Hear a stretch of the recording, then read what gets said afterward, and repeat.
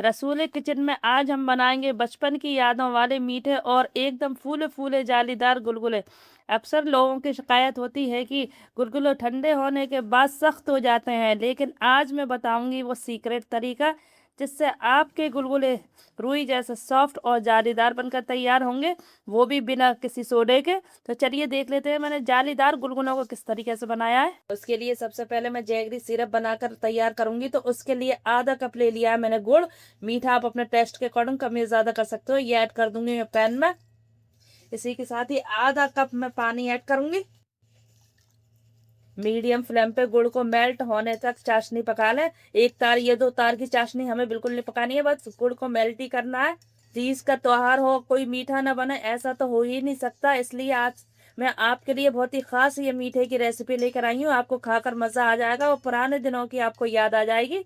तो गुड़ को मैं जल्दी से मेल्ट कर लेती हूँ। ये देखें गुड़ हमारा बहुत ही अच्छे से मेल्ट हो चुका है। मैंने गुड़ का इस्तेमाल किया है। वैसे तो ये ट्रेडिशनल रेसिपी है फ्रेंड, गुड़ से ही बनाई जाती है। अगर आप चाहो तो चीनी का भी इस्तेमाल कर सकते हो। सिरप को ठंडा होने के लिए छोड़ दूंगी मैं। नेक्स्ट मैंने ले लिया बाउल। बाउल में 1 कप भरकर गेहूं का आटा ऐड करूंगी।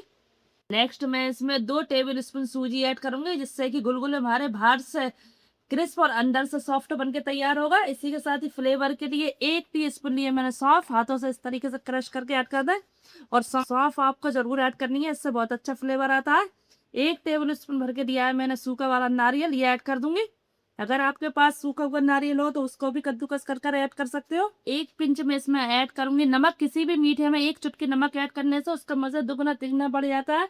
इसी के साथ ही 1 टीस्पून में इसमें ड्राई ईस्ट ऐड करूंगी। अगर आपके पास ईस्ट नहीं है तो उसका भी हेल है मेरे पास, रुको जरा सब्र करो, वो मैं आपको आगे बताऊंगी। सारे इंग्रेडिएंट्स को इस तरीके से अच्छे से मिक्स कर लें। अगर आप चाहो तो सूजी और मैदा के भी ये गुलगुले बनाकर खा सकते हो, लेकिन ये हेल्दी ऑप्शन है और पारंपरिक तरीके से ये गुड़ और गेहूं के आटे से ही बनाए जाते हैं। तो मैंने आपको पारंपरिक तरीके से बनाना बता रही हूँ। अब मैं सिरप ऐड करूंगी। ये भी ठंडा हो चुका है, तो इसको मैं छान कर ऐड करूंगी, क्योंकि गुड़ में जो भी गंदगी हो वो छानने से निकल जाए। मिक्स कर ले अच्छे से।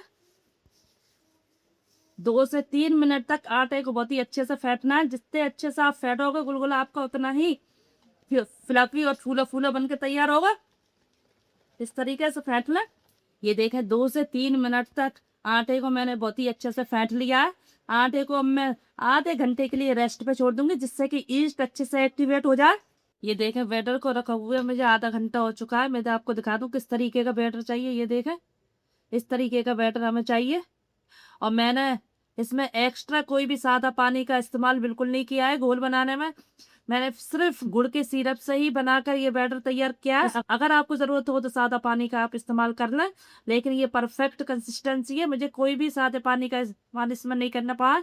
ये शादियों में भी ज्यादातर बनाए जाते हैं। आजकल तो सूजी के गुलगुले बनाने का ज्यादा रिवाज चल गया है। अगर आपको सूजी के गुलगुलों की रेसिपी चाहिए तो आप मुझे बता सकती हो। ये देखें ऐसे ही बैटर चाहिए हमें गुलगुलों के लिए, एकदम जालीदार परफेक्ट बैटर बनकर ये बिल्कुल तैयार हुआ है। अब मैं आपको बता देती हूँ, अगर आपके पास ईस्ट ना हो तो आप 1 चुटकी इसमें मीठे सोडे का इस्तेमाल कर लें। उससे फूले फूले आपके गुलगुले बनकर तैयार होंगे।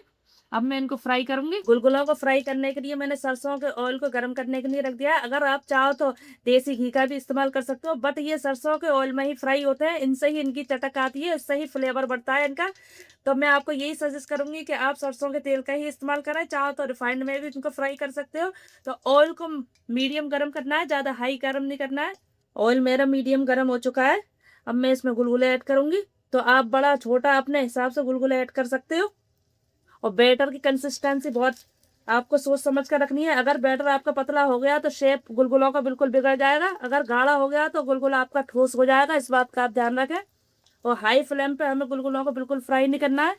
हाई फ्लेम पे हम गुलगुलों को फ्राई करेंगे तो बाहर से कलर आ जाएगा और अंदर से कच्चा रह जाएगा। इसलिए मीडियम फ्लेम पे ही हमें गुलगुलों को फ्राई करना है। हाँ, एक एक करके जितने आपकी कढ़ाई में गुलगुले आए उतने ही ऐड करें। एक साइड से ये फ्राई हो जाएंगे जब मैं इनकी साइड चेंज करूंगी। और आप देखें फूल फूल कर कितने डबल हो गए हैं ये। एक साइड से ये फ्राई हो चुके हैं, इनकी साइड चेंज कर दूंगी अब मैं इस तरीके से। ये देखें कितने अच्छे से गुलगुला फूला है ये।